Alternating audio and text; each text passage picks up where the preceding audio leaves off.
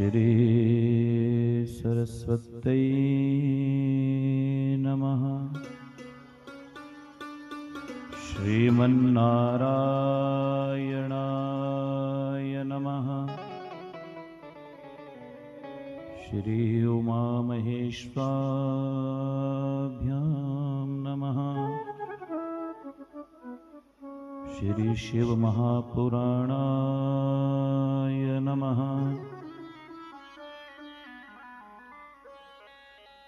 ध्येयं सदा परिभवं घनिष्ठदोहं तीर्थास्पदं शिवविरञ्चिनुतं शरण्यं भृत्यार्तिहं प्रणतपाल्भवाब्धिपोतम् वन्दे महापुरुष ते चरणारविन्दम्।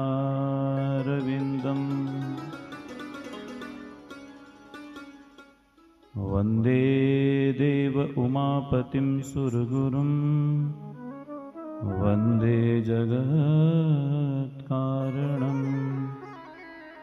वन्दे पन्नगभूषणं मृगधरं वन्दे पशूनां पतिं। वन्दे सूर्यशशाङ्कवह्निनयनं वन्दे मुकुन्दप्रियम्। वन्दे भक्तजनाश्रयं च वरदं वन्दे शिवं शङ्करम्। श्री राम राम रघुनंदन राम राम। श्री राम राम भरताग्रज राम राम। श्री राम राम रणकरकश राम राम। श्री राम राम शरणं भव राम राम। अज्ञानतिमिरान्धस्य ज्ञानाञ्जनशलाकया चक्षुरुन्मीलितं येन तस्मै श्रीगुरुवे नमः।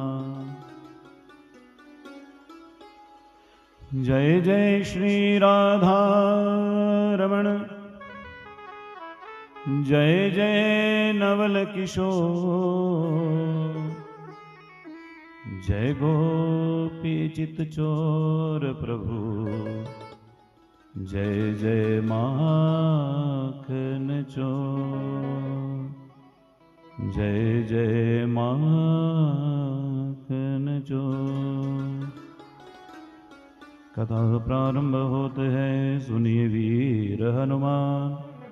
आइए वीर हनुमान राम लखन और जानकी सदा करे कल्याण। सियावर रामचंद्र जी की जय पवन सुत हनुमान की जय। उमापति महादेव की जय बोलो भाई सब संतन की जय।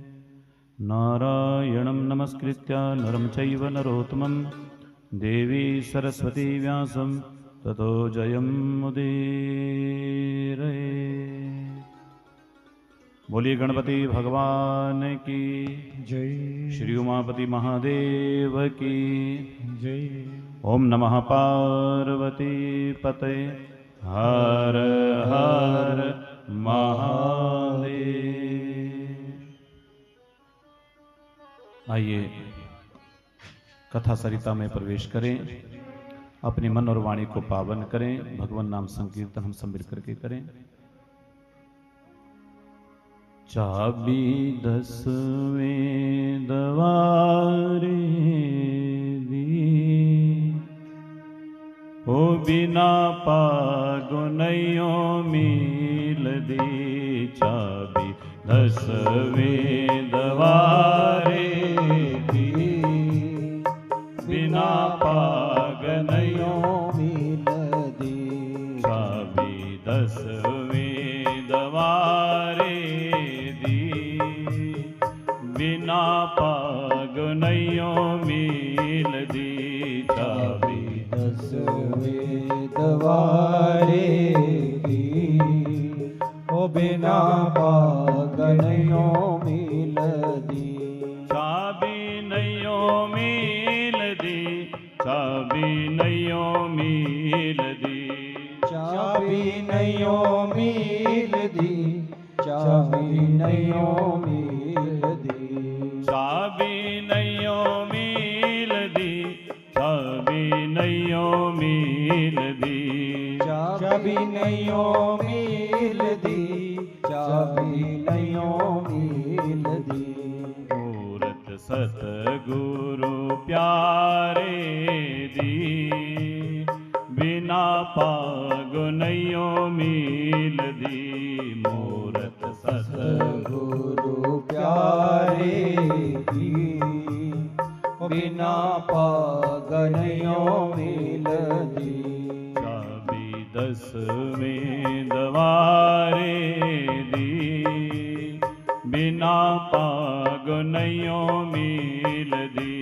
चाबी 10वें द्वारे की, बिना पागनियो मिल दी।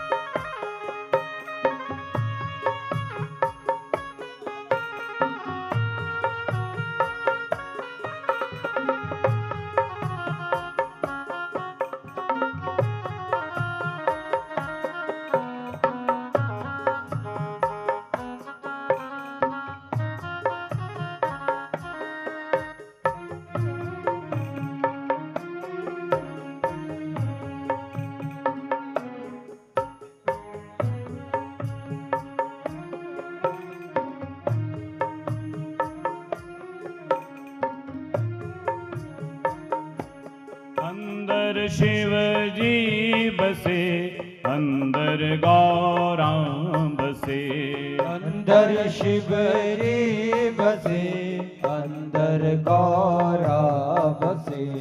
अंदर शिव जी बसे, अंदर गौराम बसे, अंदर शिव जी बसे, अंदर गौरा बसे। मूरत गणपति प्यारे दी, बिना पागो नयो मिल दी। मूरत गणपति प्यारे की, बिना पागनियो मिल दी। चाबी 10वें द्वारे दी, बिना पागो नयो मिल दी। चाबी 10वें द्वारे की, ओ बिना पागनियो मिल दी। चाबी नयो मिल दी, चाबी नयो मिल दी, चाबी नयो मिल दी, चाबी नयो मिल दी। चाबी नयो मिल दी, चाबी नयो मिल दी, चाबी नयो मिल दी, चाबी नयो मिल दी। चाबी 10वें द्वारे दी, बिना पागो नयो मिल दी। चाबी 10वें द्वारे की, ओ बिना पागनियो मिल दी।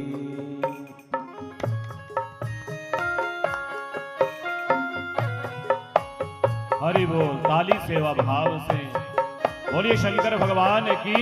जय हो।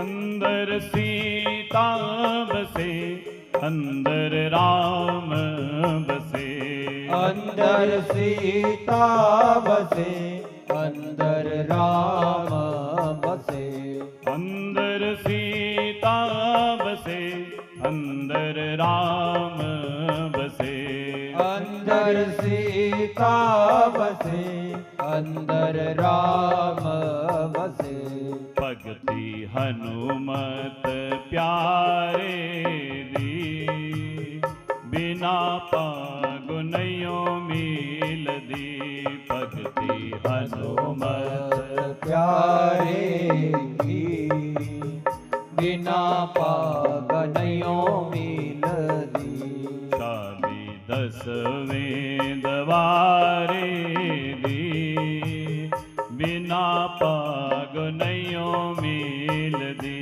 चाबी 10वें दवारे की ओ बिना पागनयो मिल दी चाबी नयो मिल दी चाबी नयो मिल दी चाबी नयो मिल दी चाबी नयो मिल दी चाबी नयो मिल दी चाबी नयो मिल दी चाबी नयो मिल दी चाबी नयो मिल दी मूरत सतगुरु प्यारे दी बिना पागुनयो मिल दी मूरत सतगुरु प्यारे की बिना पागनयो मिल दी चाबी 10वें दवारे दी बिना पागुनयो मिल दी चाबी 10वें दवारे की ओ बिना पागनयो मिल दी अंदर राधा बसे अंदर श्याम बसे अंदर राम गाइए बसे सभी अंदर श्याम बसे अंदर राधा बसे अंदर श्याम बसे अंदर राधा बसे अंदर श्याम बसे भगति मीरा बाई दी बिना पागनयो मिल दी भगति मीरा भाई की बिना पागनयो मिल दी चाबी 10वें दवारे दी बिना पागनयो मिल दी चाबी 10वें दवारे की बिना पागनयो मिल दी राधे गोविंद राधे राधे गोपाल राधे राधे गाइए सभी गोविंद राधे राधे गोपाल राधे राधे गोविंद राधे राधे गोपाल राधे राधे गोविंद राधे राधे गोपाल राधे राधे गोविंद राधे हो बिना पागो नयो मिल दी चाबी 10वें दवारे की बिना पागनयो मिल दी चाबी 10वें दवारे दी बिना पागनयो मिल दी चाबी 10वें दवारे की बिना पागनयो मिल दी हो बिना पागनयो मिल दी हाँ हाँ बिना पागनयो मिल दी बोले शंकर भगवान की जय हो। ओम नमः पार्वती पते हर हर महादेव। भगवान श्री गणेश जी के चरणों में वंदन, गुरु चरणों में दंडवत प्रणाम। भूत भावन देवादिदेव महादेव भोले बाबा जी के चरणों में कोटि कोटि वंदन। उन्हीं की वांगमय प्रतिमूर्ति श्री शिव महापुराण को बारंबार वंदन। यहाँ पर साक्षात विराजमान हमारे गोविंद ठाकुर जी के चरणों में कोटि कोटि वंदन। महावीर हनुमान जी के चरणों में दंडवत प्रणाम। श्री सिद्ध बाबा बालकनाथ जी के चरणों में वंदन। सभी ग्राम देवताओं को, स्थान देवताओं को वंदन। सभी विप्र साथियों को वंदन। आप सभी शिव शक्ति स्वरूप श्रोताओं को वंदन। प्रेम से बोलिए, जोर से बोलिए। तो आइए इस 11 दिवसीय शिव महापुराण कथा के आज तीसरे दिन की कथा में प्रवेश करें। और प्रेम से बोलिए। अब कृपा करना, अब उठना बैठना नहीं है ना, अब कोशिश करना है ऐसी कृपा कर देंगे ना, मेरे ऊपर कृपा करेंगे। अब बोलना नहीं, ज्यादा उठना बैठना नहीं। जिनको उठना बैठना थोड़ा पीछे जैसे बैठे उठते रहे, इनको काम भी करना होता है ना। पर जो यहाँ आगे मेरे सामने बैठे हो कृपया उठे नहीं। अब आराम से बैठ करके, मुझे लग रहा है कितना समय बैठेंगे, 1 घंटा भी बैठेंगे, फिर आपका ब्रेक हो जाएगा। तो बड़े ध्यान से बैठिए। आइए भगवान की कथा सरिता में गोता लगाएं और अपने जीवन को धन्य बनाएं। भगवान की मंगलमयी कथा, शिव महापुराण की कथा हम सबका कल्याण करने वाली हो, हम सबके हृदय को निर्मल करने वाली हो। यह कथा सरिता हम सबके हृदय में शिव भक्ति का संचार करने वाली हो, भगवत भक्ति का संचार करने वाली हो। इसी मंगल कामना के साथ महादेव जी के चरणों में ध्यान लगा करके आइए भगवान की कथा को श्रवण करें। तो कल हमने कथा को कहां विश्राम दिया था? है जी, ब्रह्मा जी आए थे। ब्रह्मा जी, अच्छा, उसके आगे नहीं सुनी? हाँ, भगवान शिव की पूजा कैसे की जाती है, ध्यान है ना? चलिए कथा का क्रम आगे बढ़ाते हैं। कल हमने कथा को विश्राम दिया था कि भगवान शिव की पूजा कैसे की जाती है। विधि आपको बतलाई थी, लेकिन वो विधि बड़े विस्तार से है। इतने विस्तार से हो जाए तो बड़ी कृपा है महादेव की। फिर भी जितना समय लगे भोले बाबा के चरणों में लगाइए, जितना भी समय लगे। विशेष रूप से प्रतिदिन भगवत सेवा में, भगवान की सेवा में कुछ समय तो लगना ही चाहिए, लगना चाहिए ना। और कितना समय लगना चाहिए बताइए, कितना समय लगा सकते हैं? हाँ जी, 1-2 घंटे ना लगते हैं? लगते नहीं, हमारे से नहीं लगते। तो हाँ, पर प्रयास करना चाहिए। और इसके लिए मैं पहले भी आपको बताया था कि प्रातःकाल जल्दी उठना चाहिए ब्रह्म मुहूर्त में। उस समय लग सकता है, नहीं तो समय नहीं लगने वाला। पर जितना भी समय लगे 24 घंटे में कुछ समय भगवान के चरणों में लगाइए, कुछ समय लगाइए।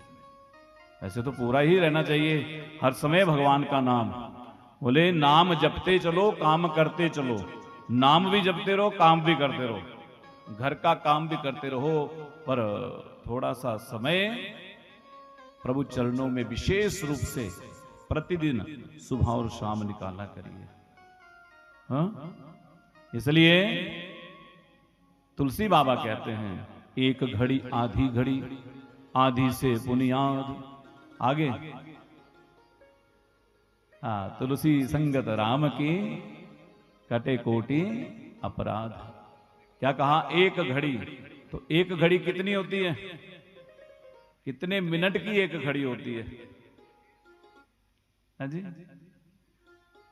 घड़ी कितने की होती है? बोले घड़ी तो बड़ी महंगी आती है, सस्ती भी आती है, मेले में 150 की मिलती है और महंगी से महंगी भी है। तो बताओ एक घड़ी कितने की होती है? एक घड़ी बोला, एक घड़ी लगाओ दिन में, तो एक दिन में कितने घंटे होते हैं? दिन रात में 24। और एक घड़ी होती है 24 मिनट की। कितने? एक घड़ी आधी घड़ी। बोले अगर एक घड़ी भी नहीं निकाल सकते ना, तो क्या कहा? बोले 12 मिनट निकाल लो। बोले फिर भी नहीं निकाल सकते, बोले तो एक घड़ी आधी घड़ी, आधी से बुनियाद कितने? बोले फिर 12 मिनट के बाद 6 मिनट निकाल लो। कितने निकालो? 6 मिनट। बोले फिर 6 मिनट निकाल लो। बोले फिर 6 मिनट भी नहीं निकल रहे, तो फिर क्या है? फिर हमसे नहीं निकलते ना, तो लोग हमारे पीछे चलते हैं। फिर यात्रा में क्या बोलते चलते हैं? राम नाम सत्य है।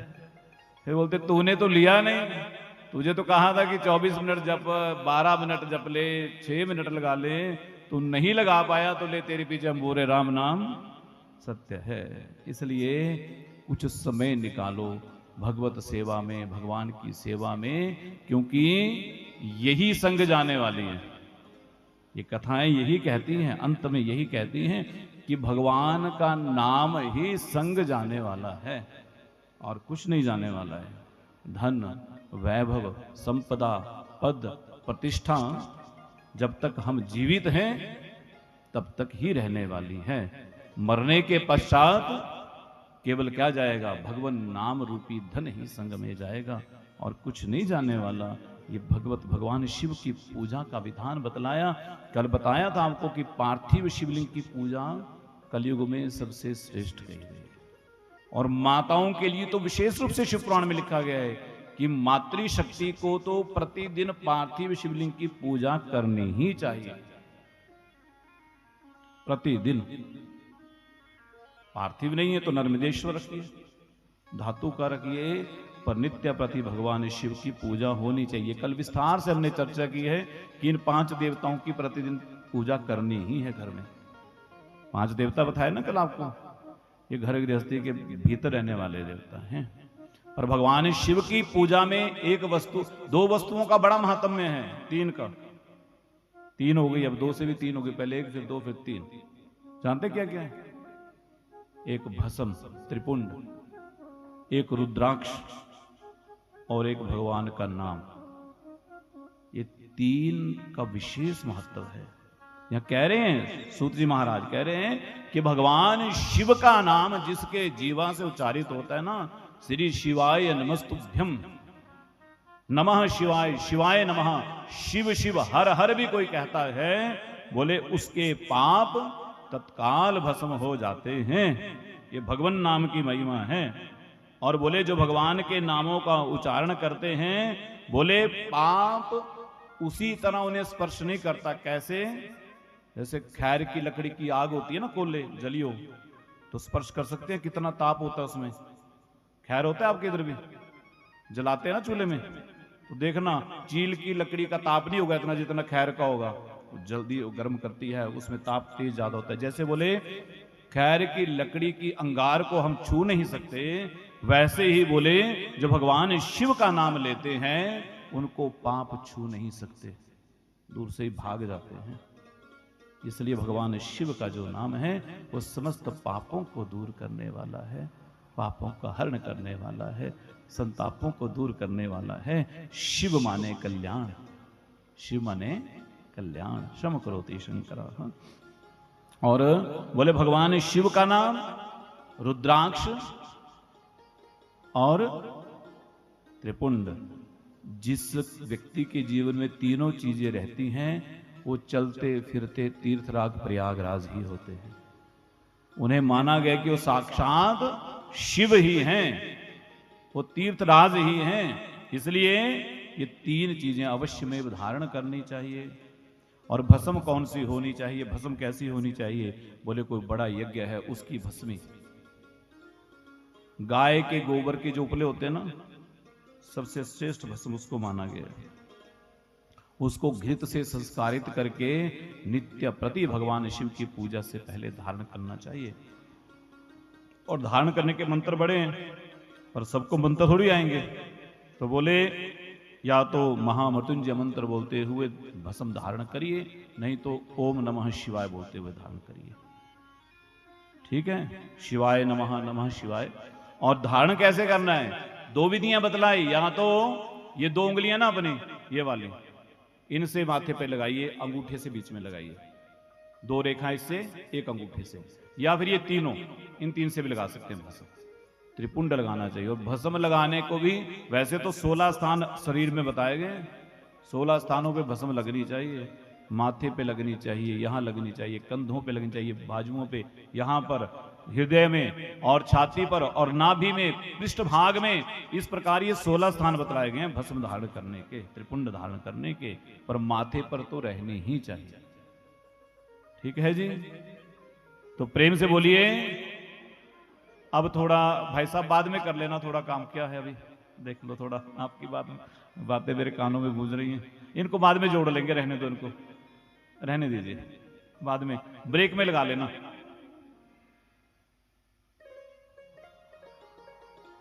प्रेम से बोलिए। आप भी बोल दिए, मेरी आपकी तरफ नजर नहीं जाती, कभी कभी जाती है पूरी कथा में, क्योंकि थोड़ा तिरछा है काम ना। जोर से बोलिए, बोलिए शंकर भगवान की। तो त्रिपुंड की महिमा कही गई है कि देसी गाय के उपले से, और ये विज्ञान भी कहता है, जानते हैं देसी गौ माता का जो गोबर है ना, जो गीला गोबर होता है ना, उसमें लगभग 30 से 35% ऑक्सीजन होती है। कितनी होती है? और सूखे उपले में लगभग 40% ऑक्सीजन होती है। और जो उपलों की राख होती है ना, उसमें 43 से 45% क्या होती है? ऑक्सीजन होती है। तभी तो हमारे महादेव कैलाश पर्वत पर बैठ करके भस्म लगाते हैं ना, ठंड नहीं लगती, क्योंकि वो ऑक्सीजन की मात्रा रहती है भस्म में। और बड़े बड़े संत महात्मा आपने देखा हो ना, भस्म लगा के बैठते हैं, धूनी रमाते हैं, उनको ठंडी नहीं लगती, गर्मी नहीं लगती, ताप नहीं लगता। ये गौ माता के उपलों की भस्म की महिमा है। और गाय माता का जो गोबर है ना, उसके तो कहने क्या है, वो कई प्रकार के एलर्जी को दूर करता है। खेतों में आप डालिए, वैज्ञानिकों ने सिद्ध किया है कि एक गौ माता के 1 किलो गोबर में करोड़ों जीवाणु होते हैं। करोड़ों, लाखों नहीं होते, हजारों नहीं होते, करोड़ों जीवाणु होते हैं जो हमारी धरती मैया को पुष्ट करते हैं, वैज्ञानिकों ने कहा है। और एक मुझे गाय के गोबर से एक और बात याद आ रही है, आज सुनाते आपको कथा है। तो पर आजकल तो गौ माता तो रखते नहीं, पहले तो कहां रखी है। हम तो कह के गए थे 5-7 वर्ष पहले कि रख लो, बोला भी था उसमें, बोले रखेंगे हम एक, ऐसा बोला था आप लोगों ने, ये बोला था मुझे। देसी नहीं रखी है, बोले जर्सी रखी है। जर्सी में नहीं है गुण ना उतने, जर्सी में गुण नहीं है, बहुत हैं, बहुत ज्यादा हैं। ढूंढने से क्या नहीं मिलता, ढूंढने से सब कुछ मिलता है। जिस वस्तु की हमें लालसा हो वो मिल जाती है, पर इच्छा हो तो ऐसे ही है ना, जिस वस्तु की चाह होती है, वो चाह जो है वो तो हमें मिल ही जाती है, पर चाह तो रखनी पड़ेगी, और चाह भी पक्की वाली रखनी पड़ेगी, तब देसी गौ माता मिलेगी। और गाय के गोबर से तो हाथ लगाने से लोग डरते हैं आजकल, है ना, बोले हाथ नहीं, ग्लव्स लगाते हैं, ग्लव्स पहन के गोबर उठाएंगे। और एक बात बोलूं, हर तीसरे आदमी को आज एलर्जी है ना, स्किन डिजीज है, स्किन की प्रॉब्लम है जी, बोले चमड़ी के रोग लगे हैं हमें। कब से प्रारंभ हुए? जब से हमने गोबर को स्पर्श करना प्रारंभ छोड़ दिया, गोबर से हाथ लगाना छोड़ दिया ना, एलर्जी शुरू हो गई। और आप को मैं कथा घटना सुनाता हूं, गोबर में कितना गुण है आपको पता है सबको, पर चलो थोड़ा आपके और ध्यान में आ जाएगा। जब अंग्रेजों का शासन था ना, अंग्रेजों का राज था, गुलाम थे हम लोग, तो एक दिन एक अंग्रेज अफसर, जैसे आपकी सड़क है ना बीच में, ऐसे उसका नित्य प्रति होता था जाना कि अपने ऑफिस जाना, गांव के बीच में से रास्ते से, तो पैदल जा रहा था। तो एक महाराज जी किसान थे, अपने आंगन में प्रातःकाल तुलसी मैया की पूजा कर रहे थे। अब तुलसी मैया की पूजा कर रहे थे तो अंग्रेज अफसर ने पूछ लिया, बोले व्हाट इज दिस? ऐसे पूछा उसने ना, व्हाट इज दिस? बोले महाराज ये हमारी तुलसी मैया हैं। बोले क्या? बोले हम इनकी पूजा करते हैं, ये भगवान विष्णु को बहुत प्रिय, हरि प्रिया हैं, इनकी पूजा करने से भगवान विष्णु प्रसन्न हो जाते हैं। बोले कौन से भगवान? बोले जो जगत के पिता हैं। बोले तो ये तुम्हारी मैया है? बोले हाँ। बोले तेरी मैया? बोले हाँ। अब गुलामी तो थी। अंग्रेज ने बोला अच्छा, तो गुलाम बना के रखा था, तो जो हम काम करते थे उसका वो उल्लंघन करते थे, उसको उजाड़ना उखाड़ना। तो क्या किया? बोले तेरी माँ है? बोले हाँ। बोले तो उखाड़ी वो और फेंक दी तुलसी। अब उस किसान को बड़ा बुरा लगा, उसको लगा भैया इसने तो हमारी माँ का अपमान कर दिया। पर अब गुलामी थी तो गुलामी में कुछ कह भी नहीं सकते, क्योंकि गुलामी में क्या बोलेंगे तो जेल में डाल देंगे अगर ज्यादा कुछ बोला। कुछ कर भी नहीं पाए, क्रोध बहुत आया, लेकिन मन ही मन पान करके पी गए। विचार किया, बोले बदला तो हमें लेना ही है। तो क्या किया जानते हैं? दूसरे दिन जिस गमले से तुलसी को खाड़ा था ना, उस गमले में दरिया लगा दी, लग के वो ले आए ना, रख दी, उसमें लगा दिया पौधा। और देखा अब अंग्रेज का आने का टाइम हो रहा है सुबह। आज क्या हुआ? आज तो बड़े दीप दाप जगाए, उसके सामने बड़ा भोग सजाया और दंडवत प्रणाम कर रहे हैं। अंग्रेज ने देखा कल वाली माता को तो फाड़ दिया था, अब ये कौन आ गया? तो वो लेटे हुए दंडवत प्रणाम कर रहे। बोले हाँ व्हाट इज दिस? बोले महाराज धीरे बोलो। बोले क्या? बोले ये, बोले इस किसकी पूजा कर रहे? कल तो तेरी माँ थी, ये कौन है? बोले ये हमारे पिताजी हैं। कौन है? पिताजी हैं। अब उसने बोला कल मैया को उखाड़ के फेंका था, आज तेरे पिताजी को उखाड़ के फेंकेंगे। पकड़ा और उखाड़ के फेंक दिया। अब जैसे फेंका ना, अब लगी खुजली लगने। अब जहां हाथ लगाया वहीं खुजली, कभी मुंह में, जहां हाथ लगा पूरे तन बदन में उसको खुजली लगे होने। बोले क्या किया तूने? सच बता। बोले वो माता जी थी, उन्होंने कुछ नहीं बोला। मेरे पिताजी थे, इन्होंने बोला कोई नहीं, तो देख उखाड़ के फेंका ना, ले तो फिर।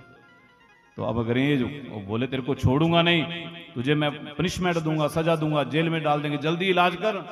बोले इलाज हो जाएगा। कैसे होगा इलाज? बोले इलाज करवाने के लिए आपको हमारी शर्त माननी पड़ेगी। बोले क्या? बोले पूरे कपड़े खोलने हैं, खोल करके चौक में चलना है, जहां सब लोग आते जाते हैं ना, वहां चलना है। बोले नहीं नहीं ऐसा नहीं होगा। बोले तो नहीं जाएगी बीमारी। बोले अब अंग्रेज बेचारा खुजली से बुरी हालत उसकी। उसने बोला ठीक है, जैसे तू कहेगा वैसे। चौक में ले गए, पूरे कपड़े निकलवाए, नग्न किया, गाय का गोबर लेकर के आए, पूरे शरीर पे मला, सारी खुजली चली गई। ये गाय के गोबर की महिमा है, समझ गए? और हमने तो रखना ही छोड़ दिया। हमने क्या किया? कुत्तों को घर के अंदर ले आए, गौ माता को बाहर कर दिया। ऐसा किया ना? कथाएं बहुत सुनते हो, अमल कोई नहीं करता। ये सच कह रहा हूं मैं, कोई नहीं करता अमल। बहुत सुन लेते हो कथाएं, बड़ी ताली बजाओगे, नाचोगे, कीर्तन बढ़िया हो गया जी, कथा बहुत बढ़िया होगी। किसी को भी पूछो जहां जाते, बहुत बहुत बढ़िया कथा। भगवान की कथा कभी खराब हो सकती है क्या? पर जीवन में नहीं उतारना। अगर उतारा होता तो कुत्ते अंदर नहीं होते, कुत्ते आंगन में होते, गौ माता घर के भीतर होते। पर गौ माता सड़क पे घूम रही है और हम कुत्तों को बेड पे बिठा रहे हैं। और कितनी बड़ी विडंबना है। अभी पीछे हम पिछले महीने लुधियाना थे, एक घर में 2 कुत्ते रखे थे उन्होंने, और वो बहन जी उन कुत्तों को संग में ही सुलाती। अब विचार करिए। और मेरे से बोला उसने, मैं अब हम गए थे उनके, मैंने बोला जी इन कुत्तों को बाहर रखना पड़ेगा जब तक हम घर पे रहेंगे। तो अब बड़ी मुश्किल से उससे वो कुत्ते, घर में काफी बड़ी व्यवस्था, वहां रखवाए कमरे में, कंबल उड़ाए हुए 2-2 हजार के उनको, नीचे कंबल ऊपर कंबल। और मेरे से कान में उसने धीरे से बोला, बोले जानते हो कितना खर्चा कर दिया मैंने इन कुत्तों पर? मैंने कहा इतना? बोले 3 लाख रुपए खर्चा आ गया मेरे इस साल का। गौ माता का गौदान करना हो तो कई बार क्या होता है, हम लोग 100 रुपए निकालते हैं जी, गौदान करना था 100 रुपए लो, हो गया। पर कुत्तों के लिए फैशन है। हम भारतीय अपनी सभ्यता को भूल गए, तभी तो हम धीरे धीरे पथ भ्रष्ट होते जा रहे हैं। शास्त्र कहता है जिस घर के दरवाजे के अंदर कुत्ता चला जाता है उस घर में देवी देवता पितर जो हैं उस घर की पूजा को तर्पण को स्वीकार नहीं करते। समझ गए? ये शास्त्र का प्रमाण है। जिस घर के डेली के अंदर कुत्ता चला गया, ठीक है कुत्ते बाहर रखना कोई बात नहीं, रखिए, कौन कह रहा है नहीं रखना, पर दरवाजे के बाहर रहे ना। और बिस्तर पे साथ में कुत्तों की टी शर्टें बड़ी महंगी। एक जगह तो एक बहन ने बताया, बोले जी आपको जानते कितने के कुत्ते की टी शर्ट आई है इसकी? मैंने कहा कितने की? बोले जी मैंने बोला 400-500 की होगी। जूते पहनाए हैं उसको, बोले 400-500 की नहीं है, 3500 की आई है कुत्ते की टी शर्ट। कितनी विडंबना है। और वो सब जगह घूम रहे हैं, अपवित्र कर रहे हैं, अशुद्ध कर रहे हैं। इसलिए गाय के गोबर की महिमा है। ये शास्त्र में जितनी भी बातें कही गई हैं कथाओं में, ये कोई केवल कथा कहानियां नहीं है, ये सब बातें हमारे जीवन के साथ जुड़ी हुई हैं। आप विचार करिए, जब कोई गांव में बीमार होता था ना पहले, तो क्या बोलते थे? विभूति ले आओ, बोले थोड़ी खा लो, ऐसा बोलते थे ना, विभूति लेके आओ खा लो। तो वो संत महात्मा कई जगह होते थे, कहीं कोई पूजा पाठ करने वाले होते थे तो उनके पास जाते, बोले थोड़ी विभूति देना जी, और उस विभूति को खाते ही कई लोग ठीक भी हो जाते थे। चलो उन मंत्रों में शक्ति होगी, लेकिन वास्तव में जो गाय के गोबर के उपलों की राख जो होती थी उसमें वो औषधीय गुण थे कि छोटी मोटी बीमारियों को तो स्वतः ही दूर कर देते थे। ये महादेव के शिव पुराण में भी यही वर्णन आया है। बोले त्रिपुंड धारण किए बिना पूजा नहीं करनी। अब आगे चल करके, क्योंकि ये जो भस्म है ये भगवान शंकर की विभूति है, विभूति है, इसलिए आगे कह रहे हैं पापा नाम हरणे शंभु नामनी शक्ति रहियावती। और बोले भस्म जो लगाता है, रुद्राक्ष जो धारण करता है, उसको कभी नरक यातना नहीं भोगनी पड़ती, उसे कभी यम के दूत नहीं घेरते हैं। बोले चाहे कोई आजीविका चलाने के लिए ही, केवल दिखावे के लिए भी यदि त्रिपुंड और रुद्राक्ष धारण करता है, उसे भी कभी यमपुरी नहीं देखनी पड़ती। कई लोग दिखावे के लिए करते हैं ना, कभी शिव पुराण की कथा सुनी तो त्रिपुंड लगा लिया, जब भागवत सुना तो दूसरा लगा लिया, कभी राम कथा सुनी तो रामानंदी तिलक लगा लिया, जैसा दिल किया वैसा लगा लिया। पर एक के बन के रहो, किसी के भी बनो, जो आपको प्रिय लगता है उसके बन के रहो। सब में श्रद्धा रखो, श्रद्धा सब में रखनी है, ऐसा नहीं है, विश्वास एक में रखो, जो आपको अच्छा लगता है उसमें विश्वास रखिए।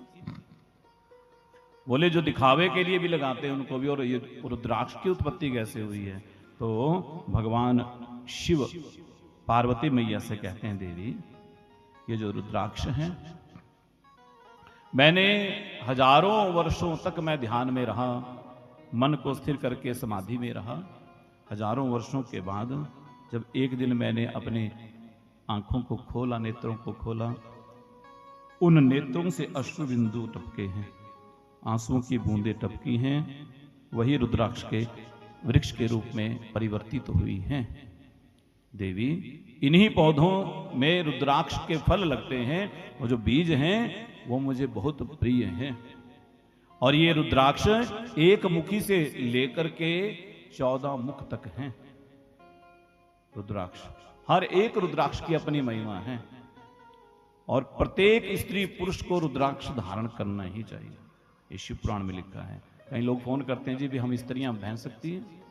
शास्त्र तो ये कहता है कि जिसके गले में तुलसी या रुद्राक्ष की माला नहीं है, वो यदि पानी भी पीता है ना, तो वो पानी उसके लिए मदिरा की तरह है।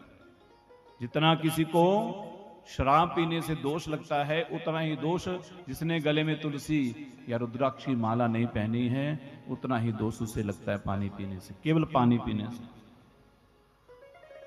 यदि भोजन करते हैं तो भोजन का भी ऐसे, बोले जिसने रुद्राक्ष या तुलसी नहीं पहनी है और यदि वह भोजन कर लेता है, तो बोले वो भोजन उसके लिए मांस भक्षण जैसा हो जाता है। जितना दोष मांस भक्षण करने पे लगता है, उतना ही दोष बिना तुलसी रुद्राक्ष की माला धारण किए भोजन करने पर होता है। और जिसके गले में तुलसी या रुद्राक्ष की माला रहती है, वो भगवत धाम को जाता है मरने के पश्चात। इसलिए किसी भी दशा में रहो, किसी भी स्थिति में रहो, किसी भी अवस्था में रहो, रुद्राक्ष या तुलसी अपने गले से अलग होना ही नहीं चाहिए। आप किसी अवस्था में भी हैं, स्नान करते समय भी नहीं खोलना। प्राणों का पता है कब निकल जाए? किसी का पता है किसी की देह कब निकल जाए, कब प्राण निकल जाए? जिंदगी का कोई भरोसा है? कोई भरोसा नहीं है ना। ये तो किसी का साथ नहीं देती। इसलिए हमने तुलसी की माला या रुद्राक्ष खोल के रख दिया कि अब तो हम नहाने जा रहे हैं, हम तो शौच करने जा रहे हैं, हम सोने जा रहे हैं, तो नहीं पहनने।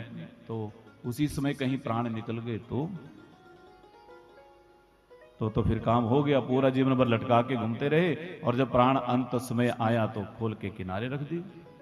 इसलिए ये जीवन में संकल्प करिए कि हमारे गले से कभी रुद्राक्ष तुलसी की माला उतरे ना, पर इसके लिए नियम भी फॉलो करने पड़ेंगे। नियम तो मानने पड़ेंगे ना। और नियम क्या है कि आपको मांस मदिरा का सेवन नहीं करना। शिव पुराण तो कहता है जो व्यक्ति रुद्राक्ष पहने, तुलसी की माला पहने, उसे लहसुन प्याज भी नहीं खाना चाहिए। प्रयास ऐसा करना चाहिए, शुद्ध आहार लेना चाहिए। पर फिर भी यदि लहसुन प्याज नहीं छोड़ सकते तो मांस मदिरा से तो दूर रहना है। ऐसा भी नहीं करना कि कहीं देखा कि कहीं कार्यक्रम चला है, जी चलो खोल के रख देते हैं, फिर डाल लेंगे दोबारा आके, नहा के डाल। कहीं करते हैं फोन, जी आज हम खोल दें। मैंने कहा तुम्हारी मर्जी है, तुम खोलो जा रखो। हम कभी किसी ऐसी वस्तु का अनुमोदन नहीं करते, क्योंकि मैंने कहा अगर खाते खाते प्राण निकल गए तो। इसलिए बड़ा सुंदर एक भजन लिखा, ये मिलकर के गुनगुनाते हैं। जिंदगी का कोई भरोसा नहीं है। क्या कहा? क्या भरोसा है इस जिंदगी का, साथ देती नहीं ये किसी का। क्या भरोसा है इस जिंदगी का, क्या भरोसा है इस जिंदगी का, क्या भरोसा है इस जिंदगी का, क्या भरोसा है इस जिंदगी का। साथ देती नहीं ये किसी का, साथ देती नहीं ये किसी का। क्या भरोसा है इस जिंदगी का, क्या भरोसा है इस जिंदगी का। साथ देती नहीं ये किसी का, साथ देती नहीं ये किसी का, साथ देती नहीं ये किसी का, साथ देती नहीं है किसी का। काली सेवा हरि बोल।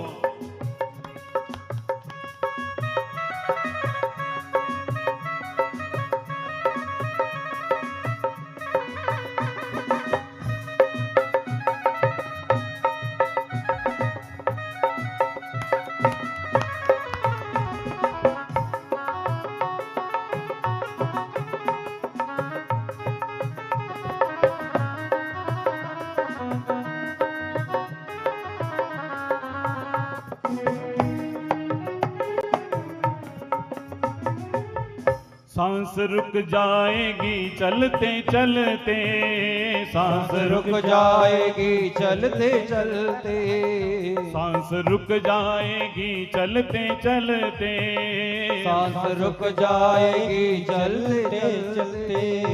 शम्मा बुझ जाएगी जलते जलते, शम्मा बुझ जाएगी जलते जलते, शम्मा बुझ जाएगी जलते जलते, शम्मा बुझ जाएगी जलते जलते। दम निकल जाएगा, दम निकल जाएगा, दम निकल जाएगा रोशनी का। क्या भरोसा है इस जिंदगी का, साथ देती नहीं ये किसी का। क्या भरोसा है इस जिंदगी का, भरोसा है ये किसी का।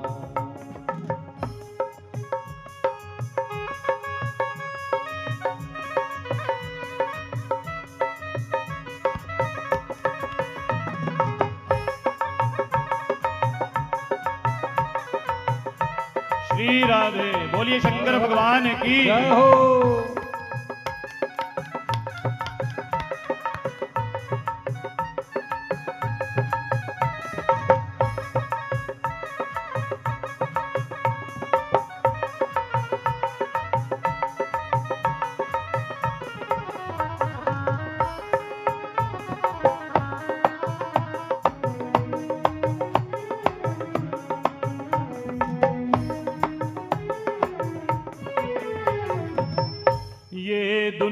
हकीकत पुरानी, ये दुनिया है हकीकत पुरानी, ये दुनिया हकीकत पुरानी, ये दुनिया है हकीकत पुरानी, चल के रुकना है इसकी रवानी, चलते रुकना है इसकी रवानी, चल के रुकना है इसकी रवानी, चलते रुकना है इसकी रवानी। फर्ज पूरा करो बंदगी का, फर्ज पूरा करो जिंदगी का, क्या भरोसा है इस जिंदगी का, क्या भरोसा, है इस जिंदगी का, क्या भरोसा है इस जिंदगी का, क्या भरोसा है इस जिंदगी का।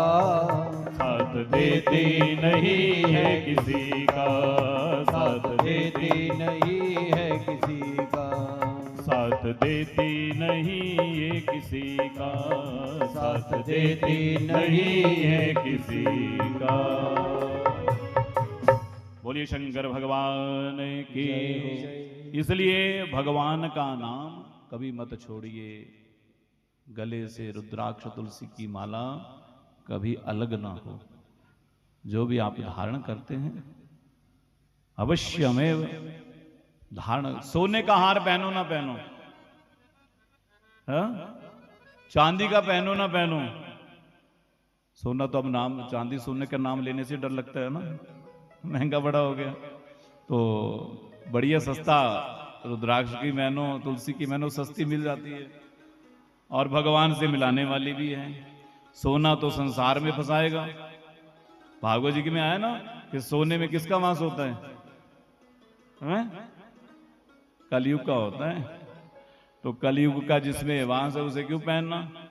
और जब पहनोगे नहीं तो सस्ता भी हो जाएगा। जब डिमांड ही नहीं रहेगी तो अपने आप कम हो जाएगा रेट। जब डिमांड ज्यादा होती है तो उसकी कीमत बढ़ जाती है। जब सोना बिकेगा नहीं तो फिर बस। और सोना भगवान से दूर करने वाला है। सोना माने माया, सोना माने भगवान की माया, और माया ही है जो भगवान से दूर करती है। इसलिए माया को सब कोई भजे, माधव भजे न कोई। जो माधव को भजे तो माया चेरी होए। माया के पीछे सब भाग रहे हैं लेकिन भगवान को कोई नहीं भजता। बोले यदि भगवान को भज लोगे तो माया स्वतः ही दासी बन जाएगी। तो भगवान शिव कहते हैं देवी, रुद्राक्ष जो है 14 प्रकार के हैं और रुद्राक्ष जो है सब प्रकार के मंगल को करने वाला है। ये जो एक मुखी रुद्राक्ष है ना, भगवान शिव कहते हैं साक्षात शिव का ही स्वरूप है, मेरा ही स्वरूप है एक मुखी रुद्राक्ष। और सब प्रकार के मोक्ष को देने वाला है, भोग मोक्ष के फल को प्रदान करने वाला है। और एक मुखी रुद्राक्ष का तो कहा गया कि इसको धारण नहीं करना, इसकी केवल पूजा करनी चाहिए। शिवलिंग की भांति, जैसे शिवलिंग की पूजा करते हैं वैसे साक्षात शिव ही हैं। और उसके पश्चात बतलाया, बोले 2 मुख वाला रुद्राक्ष जो है वह देव देवेश्वर कहा गया है, शिव शक्ति स्वरूप भी कहा गया है। इसे अवश्य में पूजा करके गले में धारण करना चाहिए। सब प्रकार के फलों को देने वाला है। और 3 मुख वाला रुद्राक्ष, बोले ये जो 3 मुख वाला रुद्राक्ष है साक्षात साधन को देने वाला है।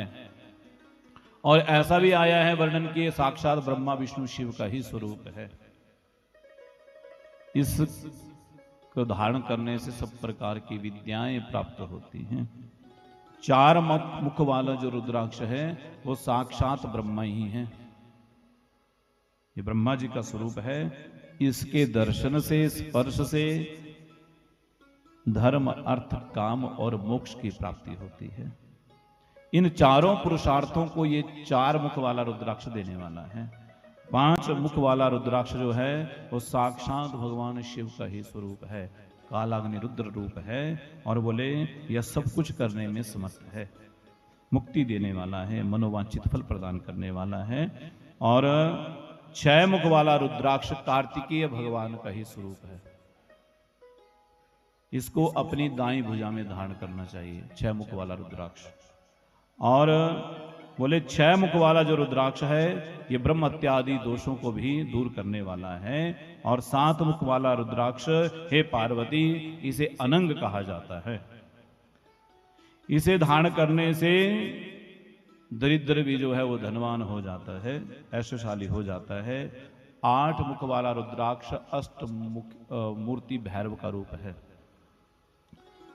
इसको धारण करने से अल्पायु भी दीर्घायु हो जाता है और मृत्यु के पश्चात भगवान शंकर के धाम को पहुंचता है, पधारता है। और 9 मुख वाला रुद्राक्ष जो है भैरव तथा कपिल मुनि का प्रतीक माना गया है।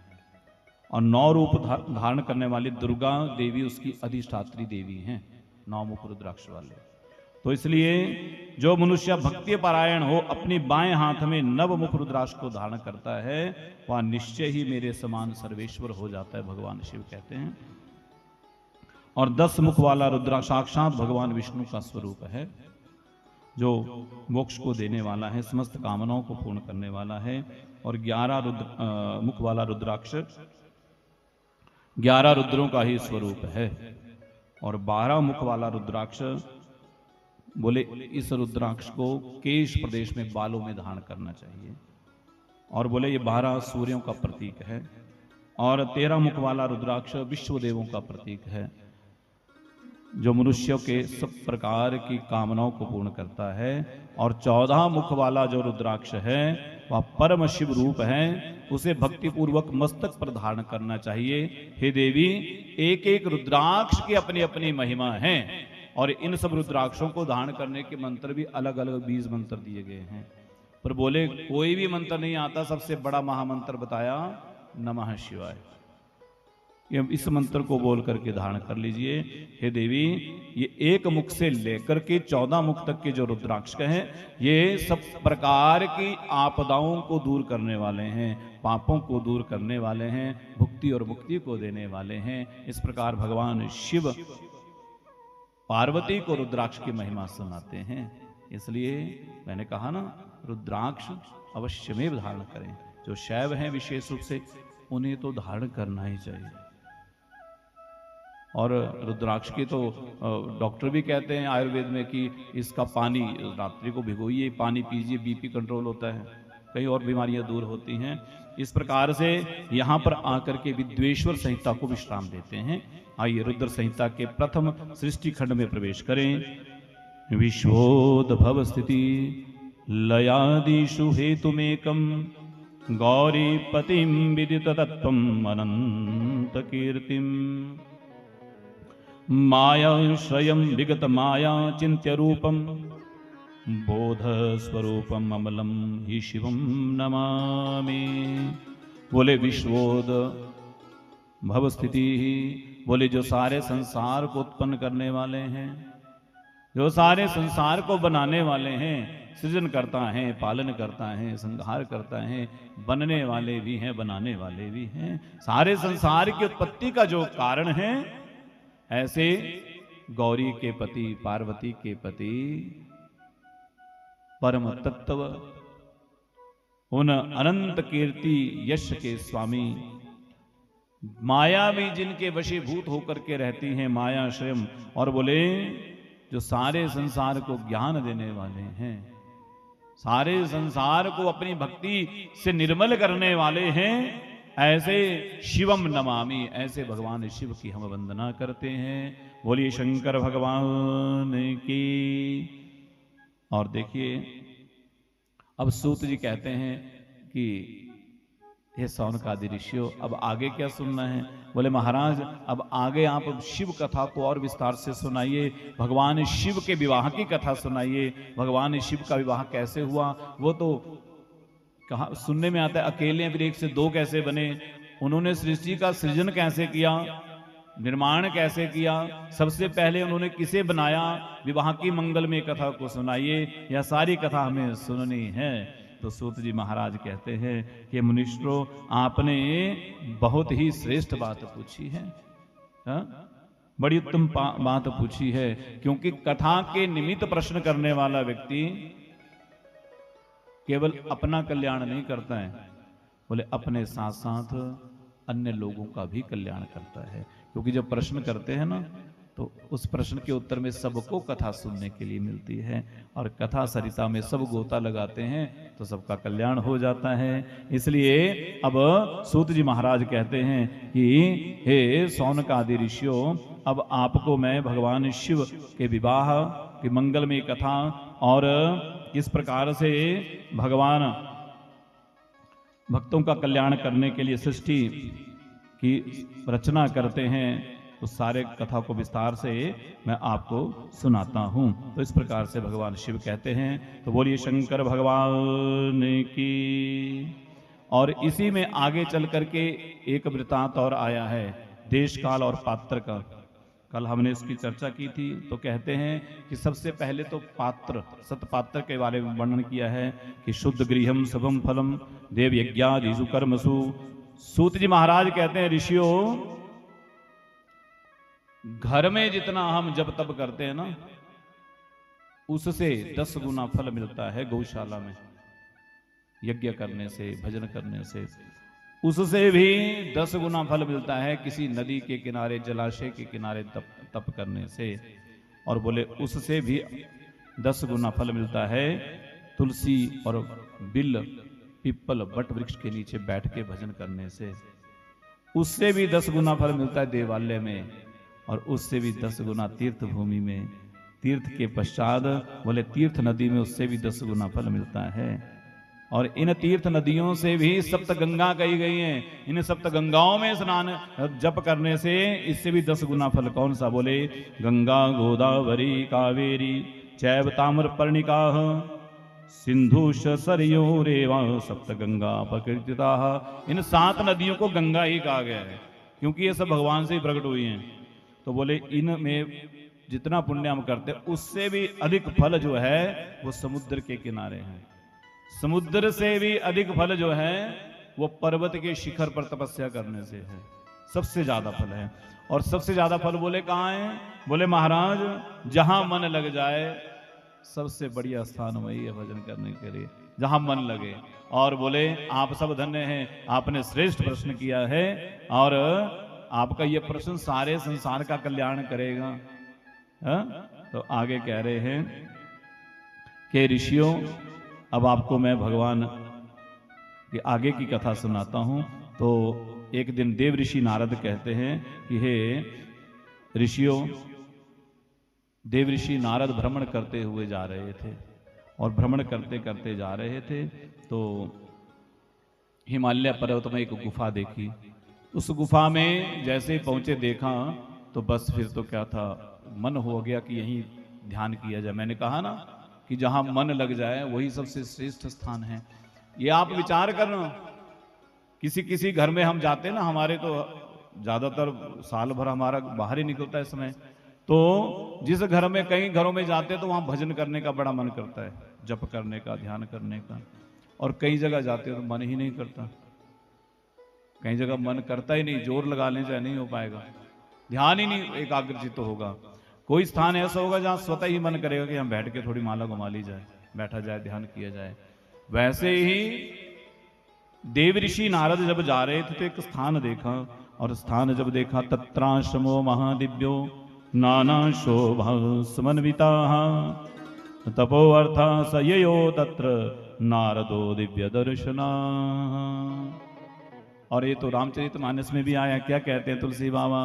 आश्रम परम पुनीत सुहावा, आश्रम परम पुनीत सुहावा, देखी देव ऋषि मन अति भावा, देखी देव ऋषि मन अति भावा, निरखी शैल सरी विपन विभागा, निगिर शैल सरी विपन विभागा, भयउ रमापति पद अनुरागा, भयउ रमापति पद अनुरागा। जब पहुंचे ना हिमालय में, एकांत है, सुंदर स्थान है, सुंदर हवा बह रही है, और मन हो गया बोले यहीं थोड़ा बैठ करके भगवान का भजन, और भगवान की तरफ मन लग गया। ये किस चीज का प्रभाव है? जिस घर में, जिस स्थान पर भगवान का नाम गाया जाता होगा, भजन किया जाता होगा, नाम संकीर्तन होता होगा, प्रेम से बोलिए, जोर से बोलिए, हाँ, तो बैठ जाइए, बैठ जाइए महाराज, बैठ जाइए, आसन ग्रहण करिए।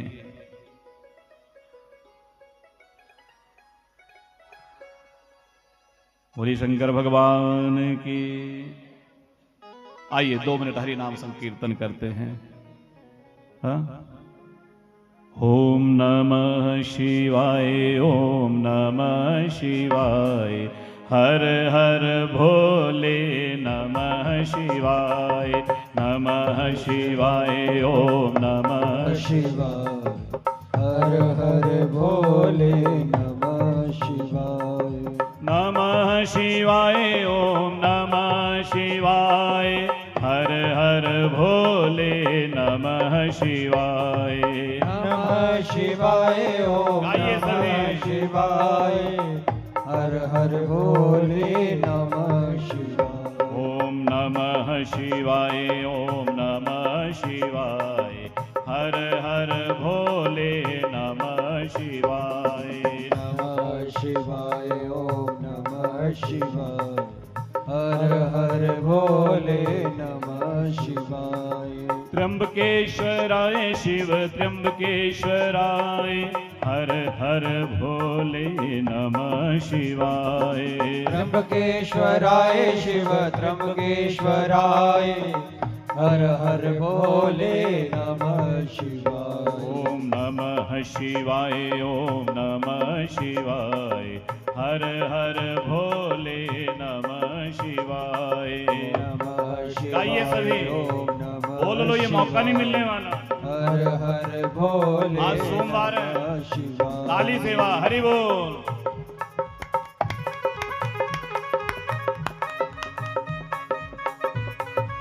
श्री हरि।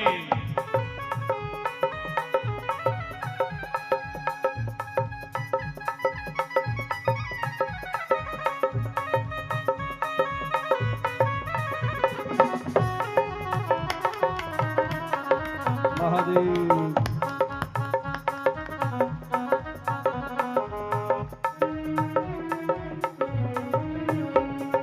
नागेश्वराय शिव नागेश्वराय, हर हर भोले नमः शिवाय, नागेश्वराय शिव नागेश्वराय, हर हर भोले नमः शिवाय, नागेश्वराय शिव नागेश्वराय, हर हर भोले नमः शिवाय, नागेश्वराय शिव नागेश्वराय, हर हर भोले नमः शिवाय, ओम नमः शिवाय, ओम नमः शिवाय, हर हर भोले नमः शिवाय, नमः शिवाय, ओम नमः शिवाय, हर हर भोले नमः शिवाय, नमः शिवाय, ओम नमः शिवाय, हर हर भोले नमः शिवाय। बोलिए शंकर भगवान की जय हो। ओम नमः पार्वती पते, हर हर महादेव।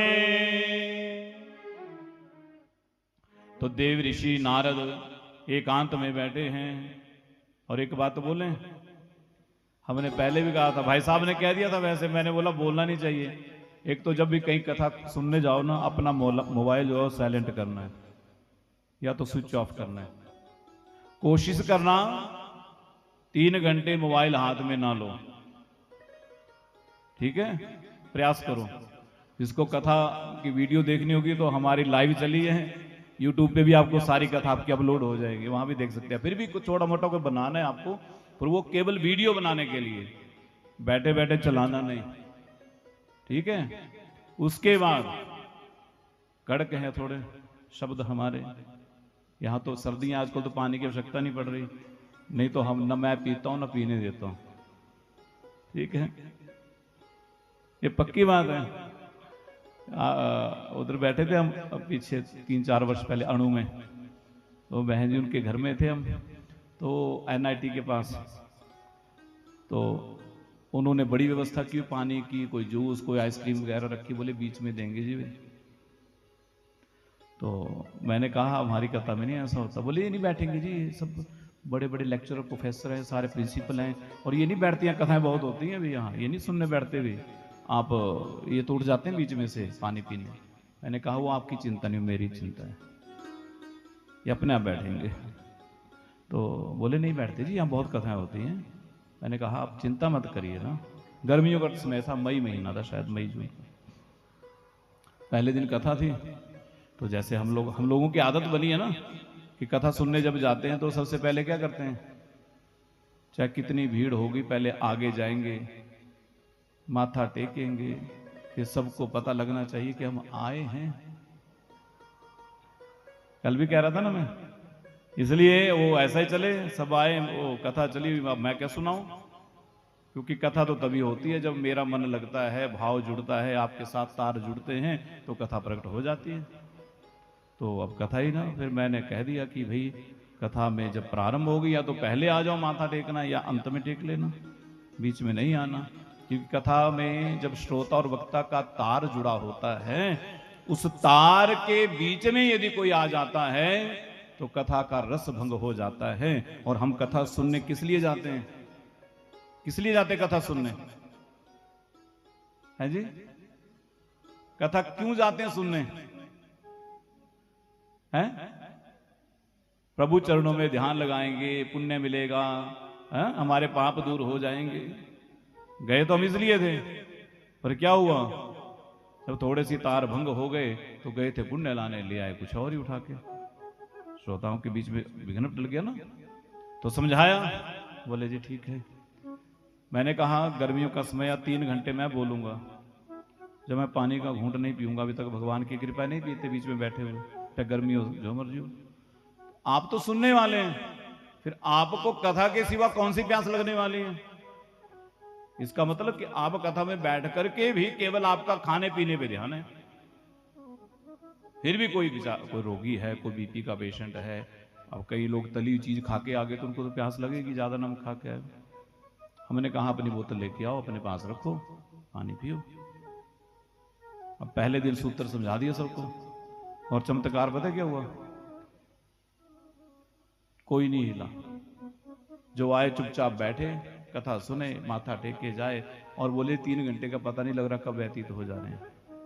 और तीसरे दिन वो बहन जी मेरे कमरे में आ गई, बोले जी, लेक्चरर हैं हिंदी की, बोले जी एक आपने तो चमत्कार कर दिया। मैंने कहा क्या हुआ, बोले जी ये कहीं नहीं बैठते थे कथा सुनने, हमने देखा लोग उठते हैं बीच में, जाते आते हैं, यहाँ से तो उठ कोई नहीं रहा है। मैंने कहा तो आपके ठाकुर जी की कृपा है, भाव है, इसलिए कहने का भाव क्या है कि आप कहीं भी जाओ, यहीं की बात नहीं है, कहीं भी कथा सुनने जाइए चुपके से बैठ जाया करिए।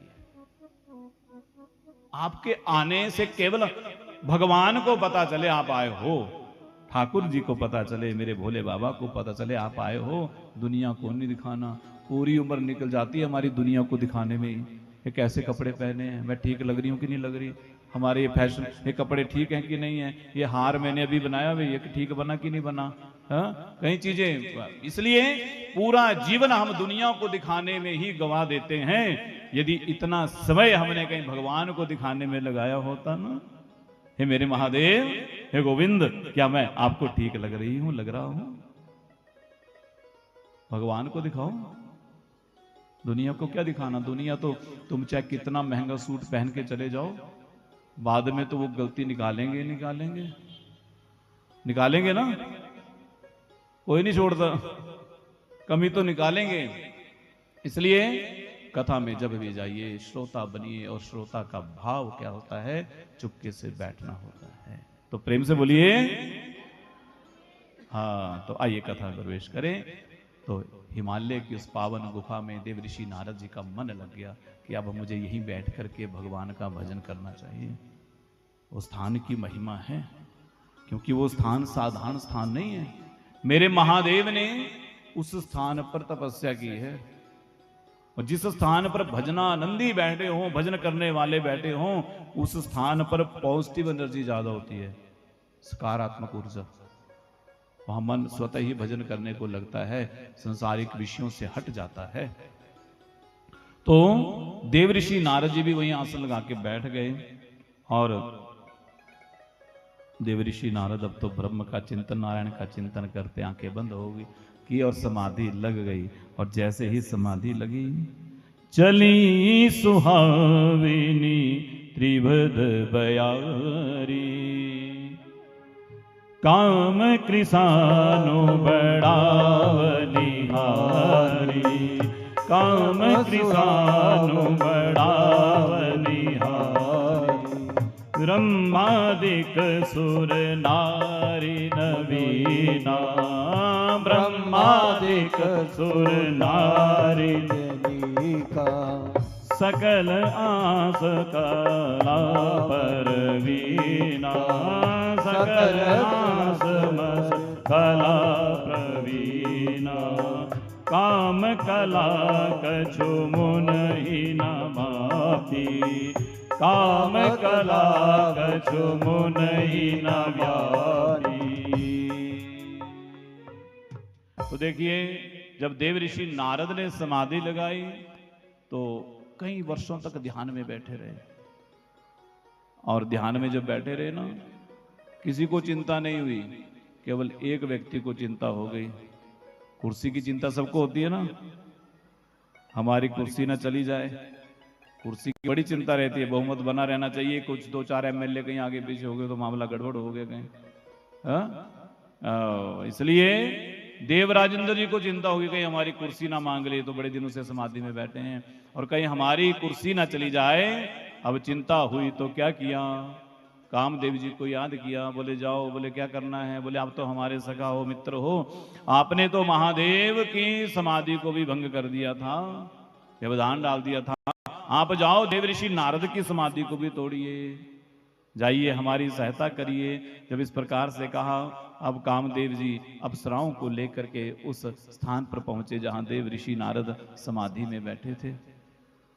सब प्रकार के प्रयोग कर लिए, 5 बाणों को चुना लिया, अप्सराओं ने नृत्य किया, अनेक प्रकार के व्यवधान डालने का प्रयास किया, सारे उस स्थान पर काम का संचार कर दिया। पेड़ पौधों में, वनस्पति में, पक्षियों में, पशुओं में सब कामासक्त हो गए, पर देव ऋषि नारद के ऊपर काम का कोई प्रभाव नहीं पड़ा। ना बभूव मुनश्चेतो विकृतम मुनि सत्तमाः, भ्रष्टो बभूव तद्गर्वो महेशानुगृणः। और क्योंकि उस स्थान पर भगवान शिव ने कहा था कि इस स्थान पे काम का कोई प्रभाव नहीं चलेगा कभी भी। अब तो कामदेव जी ने देव ऋषि नारद जी की स्तुति करना प्रारंभ कर दिया। बोले आपकी जय हो, नारद जी की जय हो। जैसे ही जय जयकार हुई, आंखें खुल गई। सबसे ज्यादा कोई मामला गड़बड़ होता है ना, जब कोई व्यक्ति हमारे सामने हमारी जय जयकार करता है। ये समझ लेना, यदि कोई आपके गुणों की, आपकी जय जयकार कर रहा है, तो समझ लीजिए आपके पुण्य क्षीण हो रहे हैं। यदि कोई आपके अवगुणों की चर्चा कर रहा है, तो समझ लीजिए आपके दोष कम हो रहे हैं, दोष घट रहे हैं। इसलिए प्रयास कीजिए कि आपके सामने कोई आपकी स्तुति ना करे। जो सामने स्तुति करते हैं वही पीछे से फिर निंदा भी करते हैं, छुरा भी घूमते हैं। जैसे पेट घूमी तो निंदा प्रारंभ। इसलिए देव ऋषि नारद की स्तुति की कामदेव ने। बोले महाराज, आज तो आपने हमें हरा दिया, मुझे हमारे पिता ब्रह्मा जी नहीं हरा पाए। बोले बाबा को भी हराने के लिए हमें भस्म करना पड़ा, और आपने तो हमें जीते जी हरा दिया। नारद जी आपकी जय हो, आप जैसा कोई दुनिया में दूसरा नहीं है। अब तो देव ऋषि नारद नारायण नारायण कहते हैं, और जरा छाती भी चौड़ी कर रहे हैं कि हमारे जैसा कोई दूसरा नहीं है। हाँ, काम जयम निज मत्वा गर्वितो भून मुनीश्वरा। और अब तो अभिमान आ गया, अहंकार आ गया। अच्छा कार्य को कर देना हम लोग कहीं गलती से कोई, तो क्या करते हैं लोग, फेसबुक पर डालेंगे, व्हाट्सएप पे स्टेटस लगाएंगे, इंस्टाग्राम पे, यूट्यूब, पता नहीं कहाँ कहाँ प्रचार होना चाहिए हमारा जो हमने अच्छा काम किया है। अब देव ऋषि नारद को भी लगा कि हमने तो बड़ा अच्छा काम कर दिया और अच्छा काम किया तो हमारा भी कहीं प्रचार प्रसार होना चाहिए। और प्रचार प्रसार होना चाहिए तो क्या किया, अब कहाँ बताया जाए, तो कहाँ चल पड़े। सबसे पहले चले गए कहाँ, कैलाश पर्वत चले गए और गए वहां। भोले बाबा ने देखा देव ऋषि नारद आए हैं, बोले आइए देव ऋषि नारद, बड़े दिनों वर्षों के बाद आए, कहाँ रहते हो आजकल, क्या आपको कैलाश पर्वत हमारे घर की याद नहीं आती? हमें तो लगता है आप हमें भूल ही गए। देव ऋषि नारद मुस्कुरा रहे हैं, भोले बाबा भी मुस्कुरा रहे हैं और कह रहे हैं, बोले अच्छा तो इतने दिनों के बाद? बोले महाराज बस सब आपकी ही कृपा है भोले बाबा, हम तो आना चाहते थे पर हम ऐसे ध्यान में मग्न हो गए, हमें सृष्टि का ही ज्ञान नहीं रहा, भान ही नहीं रहा कि कहा, हम तो बस भगवान के भजन में ध्यान में ऐसे लीन हो गए, सब कुछ भूल गए। कामदेव भी आया।